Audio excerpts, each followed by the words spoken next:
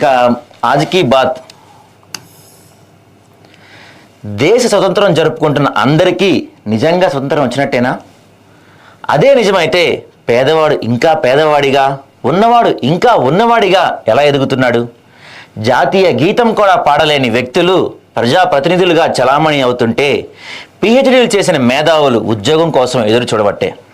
స్వతంత్రం వచ్చి 78 సంవత్సరాలైనా కులమతాల మధ్య తాకులాటలు పెట్టి తమాషాలు చూస్తున్న నాయకులు, వారి మాటలు విని ఒకరినొకరు కొట్టుకుంటున్న వెర్రి ప్రజలు, స్వతంత్రం రాకముందు తెల్లోడు దోచుకుంటే ఇప్పుడు నా అన్న మన నల్లోడే మనల్ని నిలువుగా దోచుకుంటాడు. ఇక స్వతంత్రం మరి అందరికీ ఎలా వచ్చినట్టు? కుమ్మరి రాజు అనే వ్యక్తి పంపించారు. ఇది చాలా అద్భుతమైన లైన్స్ వచ్చినాయి ఇవాళ స్వతంత్ర దిన సందర్భంగా. ఈ లైన్స్కి నిజంగా టచ్చింగ్గా ఉన్నాయి. స్వతంత్రం ఇంకా అందరికీ వచ్చినట్టేనా? స్వతంత్ర ఫలాలు అందరికీ అందుతున్నాయా? స్వతంత్రం ఇదేనా? ఒకప్పుడు మనల్ని తెల్లోడు పరిపాలించాడు, తెల్లోడు మనల్ని తొక్కేయాలని చూశాడు ఒకప్పుడు. మరి ఇప్పుడు మనవాళ్ళు, మన అనుకున్న వాళ్ళే మనల్ని తొక్కేస్తున్నారు, మన మీద ఎక్కి మనల్ని పరిపాలిస్తున్నారు. ఇవి మారాలి.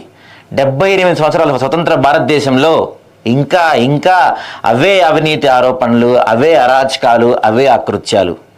ప్రపంచంలోనే పెద్ద ప్రజాస్వామ్య దేశం అని చెప్పుకుంటున్న భారతదేశంలో ఇంకా 78 స్వతంత్ర మనం పూర్తి చేసుకున్న సందర్భంగా ఇంకా ఇలాంటి అరాచకాలు, అకృత్యాలు రోజు మనం టీవీల్లో, పేపర్లో చూస్తూనే ఉన్నాం.